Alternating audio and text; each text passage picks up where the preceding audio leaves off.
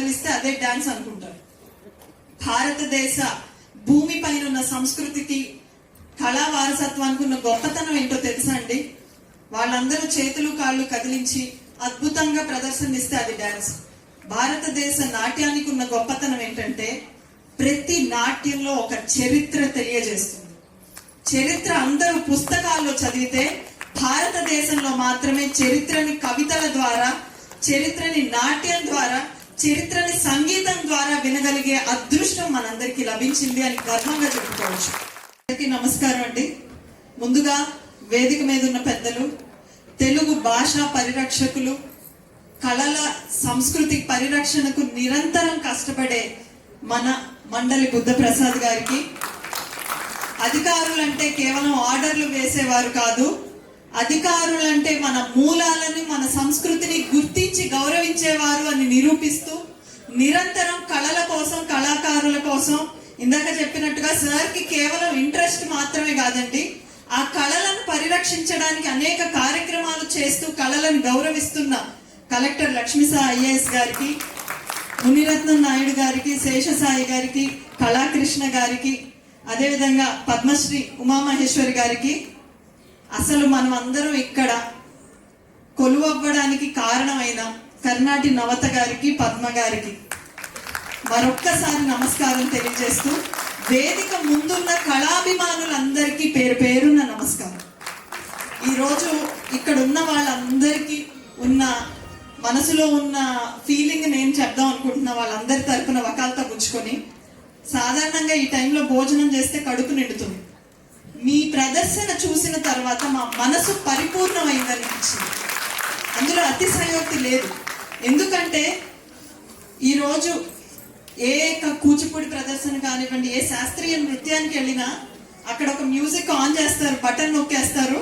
ఇక్కడ ఎంత అద్భుతమైన ప్రదర్శన వేసినా ఆ ప్రదర్శన మాత్రమే చూడగలుగుతాం. ఈరోజు మీరు ఎక్కక ముందు వరకు ఇది స్టేజ్, మీరు ఎక్కిన తర్వాత పక్కన లలిత సంగీతాన్ని అలాగా లైవ్ లో మేము వింటుంటే మాకు ఇది ఒక ఆలయాన్ని తలపించింది అనడంలో ఖచ్చితంగా అతిశయోక్తి లేదు. ఇక్కడ ముఖ్యంగా కళాకృష్ణ గారు కానివ్వండి, రమ గారు కానివ్వండి, వయలిన్, మృదంగం, వీణ, ఇటువంటివన్నీ, వయలిన్, మృదంగం, వేణుగానం, ఇవన్నీ కూడా ప్రదర్శించిన ప్రతి కళాకారుడికి తల వంచి నమస్కారం చేస్తున్నానండి. ఎందుకంటే ఒకప్పుడు సంస్కృతి, సంప్రదాయం అంటే ఏంటో మరొక్కసారి మనందరి కళ్ళ ముందు గుర్తు చేసి, ఇది మన భారతదేశ సంస్కృతి, ఇది కదా మనకి గర్వకారణం అని మరొక్కసారి అటువంటి అనుభూతిని కలిగించిన దివ్యమైన అనుభూతి, అటువంటి అనుభూతిని కలిగించిన మీ అందరికీ చేతులెత్తి నమస్కారం తెలియజేస్తూనే, పద్మమోహన్ గారు నాకు కొన్ని నెలల క్రితం నుండి తెలుసు. నేను వీడియో ద్వారా వారి పర్ఫార్మెన్స్ ని ఇంతకు ముందు చూశాను. ఈ రోజు స్వయంగా చూస్తే వారికి ఉన్న తపన ఎంత ఉందో నాకు ముందుగా తెలుసు. కానీ ఈ రోజు స్వయంగా చూస్తే వారి ప్రతి ముఖ కదలికలో, మనం ఒకప్పుడు దేవదాసీలు ఎలాగ ఆంధ్ర నాట్యం వేసేవారు, ఆలయాల్లో ఎంత పవిత్రంగా ఈ నాట్యం ఇంతకు ముందు ప్రదర్శింపబడేది అన్నది వారి ముఖ కదలికల్లో కనిపిస్తే, వారు వేసిన ప్రతి అడుగు నటరాజ రామకృష్ణ గారికి అసలైన నివాళిగా, వారి ఆశయాలను వారి అడుగుల ద్వారా ముందుకు తీసుకెళ్తుందిగా అన్నట్టుగా అనిపించింది. అంతేకాకుండా ఈ సంస్థని నడుపుతూ, సాధారణంగా సంస్థను నడిపేవారు అవకాశాలు ఇద్దాం, లేదంటే మనం వేదిక వెనకుండో వేదిక ముందుండో కళను నడిపిద్దాం అనుకుంటారు.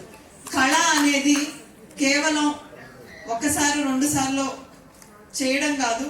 కళ అనేది నిరంతర సాధన అనే ఒక పాఠాన్ని కూడా ఈ రోజున్న కళాకారులందరికీ మీరు తెలియజేశారని తెలియజేస్తూ, ఈ రోజు ఒక చిన్న లోటు నాకైతే ఉంది. నవత గారి ప్రదర్శనని నేను చూడలేకపోయాను. ఇక్కడున్న ఎంతమందికి ఆ లోటు ఉందో ఒక్కసారి చేతులెత్తారు. మేమందరం డిమాండ్ చేస్తున్నాం, నవత గారు ఈసారి మీ ఇద్దరు కలిసి వేస్తే చూసే అదృష్టాన్ని కూడా మా విజయవాడ ప్రజలకు మా కలెక్టర్ గారే ఒక వేదిక మీకు కనిపిస్తారు.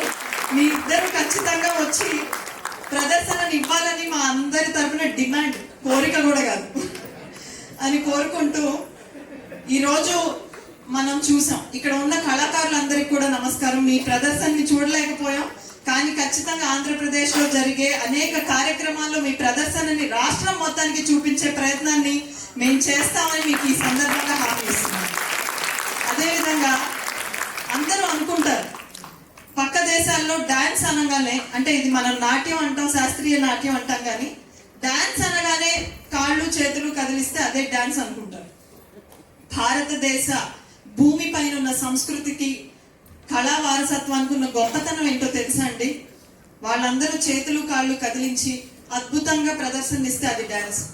భారతదేశ నాట్యానికి ఉన్న గొప్పతనం ఏంటంటే ప్రతి నాట్యంలో ఒక చరిత్ర తెలియజేస్తుంది. చరిత్ర అందరూ పుస్తకాల్లో చదివితే భారతదేశంలో మాత్రమే చరిత్రని కవితల ద్వారా, చరిత్రని నాట్యం ద్వారా, చరిత్రని సంగీతం ద్వారా వినగలిగే అదృష్టం మనందరికీ లభించింది అని గర్వంగా చెప్పుకోవచ్చు. ఈరోజు మనకు అనేక రకాల డాన్స్ ఫామ్సే తీసుకుందాం. కథక్ డాన్స్ చూస్తే రాజ దర్బారులో ఉన్న రాజసం ఎలా ఉందో తెలియజేస్తుంది. భరతనాట్యం తీసుకుంటే ఆలయాల్లో దేవుడికి ఉన్న పవిత్రత ఏంటో తెలియజేస్తుంది. కథక్కళి చూస్తే మనకి యుద్ధ సమయాల్లో ఉన్న వీరత్వం ఏంటో చూపిస్తుంది.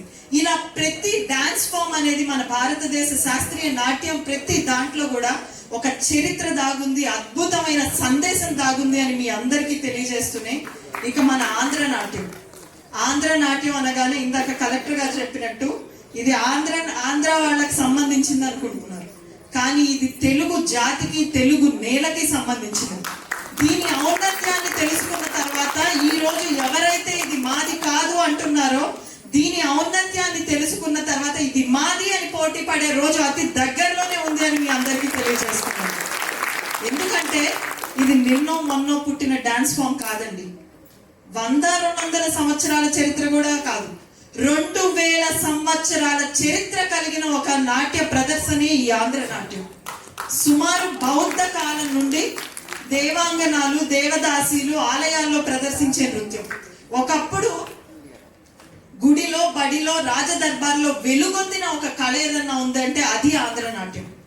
అటువంటి గొప్ప ఆంధ్ర నాట్యం మనది అని చేరువ చేసుకునే అదృష్టాన్ని మీరు ఈరోజు మాకు ఇచ్చారు. ఆంధ్రప్రదేశ్ ప్రభుత్వం సాక్షిగా ఖచ్చితంగా ఈ ఆంధ్ర నాట్యం మళ్ళీ కేవలం రాష్ట్ర స్థాయిలోనే కాదు, ప్రపంచ స్థాయిలో వెలుగొందే వేదికలు ఆంధ్రప్రదేశ్ ప్రభుత్వం కల్పిస్తుందని కూటమి ప్రభుత్వం తరఫున, నారా చంద్రబాబు నాయుడు గారి తరఫున, భాషా సాంస్కృతిక శాఖ తరఫున మేము మీకు మాటిస్తున్నాం. అంతేకాకుండా ఈరోజు స్వర నర్తన అనే ఒక సంస్థ, అది కేవలం సంస్థ కాదండి, అది ఒక ఉద్యమం అని నేను చెప్తాను. ఎందుకు అంటే ఈరోజు ఇలాంటి వేదికలు ఆకాశంలోంచి ఊడిపడవండి. ఇలాంటి వేదికలని తయారు చేయాలంటే కళలతో నిర్మించాలి, ఇలాంటి వేదికలు కష్టంతో నిలబెట్టాలి. ఇలాంటి వేదికలు కొన్ని వందల మంది కళాకారుల్ని ఈ వేదిక ద్వారా తయారు చేస్తున్నారంటే కళ పైన మీ ఇద్దరికి ఉన్నది కేవలం అభిమానమో మక్కువో కాదండి.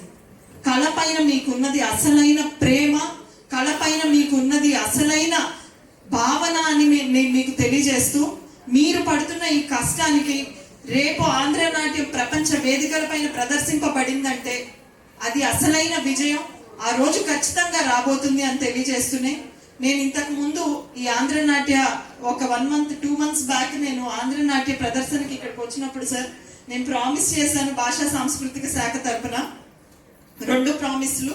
ఆ రెండింటి పైన నిలబడతాం, ఖచ్చితంగా ప్రదర్శనలు కూడా కల్పిస్తామని తెలియజేస్తున్నాం. మొదటిది, ఆంధ్ర నాట్య కళాకారులకు వేదికలు కరువయ్యాయన్నది వాస్తవం. ఎందుకంటే ఒకప్పుడు ఎంతో గొప్పగా వెలసిల్లిన ఈ కళకి ఈ రోజు మనం మళ్ళీ దాన్ని రివైవ్ చేసుకోవాల్సిన పరిస్థితి ఎందుకు వచ్చిందని మీలో చాలా మందికి ఆశ్చర్యంగా ఉండొచ్చు. ఎంతో గొప్పగానే వెలసిల్లిన ఈ కళకి 1947లో దేవదాసి వ్యవస్థను ఎప్పుడైతే రద్దు చేశారో ఆ రోజు నుంచి ఇది కనుమరుగవుతూ వచ్చింది. కానీ ఇది కనుమరుగు అవ్వకూడదు, ఇది మన జాతికి ఒక గొప్ప సంపద అని భావించి నటరాజ రామకృష్ణ గారు దీన్ని మళ్ళీ రివైవ్ చేయడానికి వారు పడ్డ కృషి, తపన, దాన్ని మళ్ళీ ముందుకు తీసుకెళ్ళడానికి ఈరోజు కళాకృష్ణ గారు కానివ్వండి, నవత గారు కానివ్వండి, పద్మ గారు కానివ్వండి పడుతున్న కష్టానికి ప్రతి ఒక్కళ్ళం తోడ్పాటు ఇవ్వాలి. ఈరోజు ఈ ఆంధ్ర నాట్య కళాకారులందరికీ ప్రతి గవర్నమెంట్ ప్రోగ్రాంలో మేము వేదికను కల్పిస్తాం. కలెక్టర్ గారు కూడా ఈ జిల్లాలో జరిగే ప్రతి ప్రోగ్రాంలో ఖచ్చితంగా ఒక ప్రదర్శనని ఇంక్లూడ్ చేస్తామని ఇప్పుడే ప్రామిస్ చేయడం జరిగింది. అదేవిధంగా మా సాంస్కృతిక శాఖలో దాదాపు 6 government music and dance colleges ఉన్నాయి. ఇది కొంత టైం పట్టొచ్చు, కానీ ఖచ్చితంగా ప్రతి కాలేజ్లో కూడా ఈ కోర్స్ని కూడా ఇంక్లూడ్ చేసి కూచిపూడితో పాటు భరతనాట్యంతో పాటు ఆంధ్రనాట్యం కోర్సును కూడా ఇంక్లూడ్ చేసి మరింత మంది విద్యార్థులకు కూడా ఇది చేరువ చేసే ప్రయత్నాన్ని మేము చేస్తామని ఈ సందర్భంగా హామీ ఇస్తూనే, నారా చంద్రబాబు నాయుడు గారు కానివ్వండి, కల్చర్ శాఖ మాత్యులు, టూరిజం అండ్ కల్చర్ శాఖ మాత్యులు కందుల దుర్గేష్ గారు కానివ్వండి, కళలకు కళాకారులకు అత్యుత్తమమైన విలువను కల్పించేందుకు కట్టుబడి ఉన్నారని తెలియజేస్తూనే, కళాకారులు కోరుకునేది కోట్లాది రూపాయల డబ్బులు కాదండి. వారు కోరుకునేది ఒక చిన్న వేదిక, వారి ప్రదర్శనకు 4 చప్పట్లు. అంత గొప్ప మనసు కళాకారులది. వారికి గత 5 ఏళ్లుగా ఉగాది పురస్కారం అనేది ఒక అత్యుత్తమమైన పురస్కారం. ఆ ఉగాది పురస్కారాన్ని కూడా దూరం చేసింది గత ప్రభుత్వం. పోయిన సంవత్సరం మళ్ళీ ఉగాది పురస్కారాలు ప్రవేశపెట్టడం జరిగింది. ఈ సంవత్సరం ఆ ఉగాది పురస్కారాల్లో ఖచ్చితంగా ఆంధ్రనాట్యం ఉంటుందని బుద్ధప్రసాద్ గారు మీ ముందుగా సవినయంగా నేను తెలియజేస్తున్నాను. ఆ కేటగిరీలో కూడా ఒకరికి ఖచ్చితంగా మనం అందజేసే ప్రయత్నం చేయాలని మిమ్మల్ని కోరుతున్నాను. ఉగాది పురస్కారాల్లో 2 రకాలు ఉన్నాయి. ఆ రెండిట్లో ఒకటి ఖచ్చితంగా ఇంక్లూడ్ చేస్తామని తెలియజేస్తూనే, ఇటువంటి గొప్ప వేదికను మాకు అందించినందుకు, ఇటువంటి గొప్ప ప్రదర్శనను చూసే అవకాశం మాకు ఇచ్చినందుకు మీ అందరికీ ధన్యవాదాలు తెలియజేస్తూ, దీని వెనకున్న బృందం శ్రవంతి గారు కానివ్వండి, దీని వెనక చాలా పెద్ద బృందం ఉంది. కల్పన గారు ఎంతో కృషి చేస్తున్నారు. మీ అందరూ ఈ రోజు మీకు ఈ హాల్ సరిగ్గా ఫిల్ అవ్వలేదు. నెక్స్ట్ టైం ఇలాంటి హాల్స్ 2-3 తీసుకోవాల్సిన పరిస్థితి రావాలని మనస్ఫూర్తిగా కోరుకుంటూ, ఇలాంటి కళని బ్రతికించుకోవాలి. ఎందుకంటే కళ పైన మనకు అభిరుచి కాదు, బాధ్యత ఉండాలి ప్రతి ఒక్కరికి అని తెలియజేస్తూ, జై హింద్, జై తెలుగు తల్లి.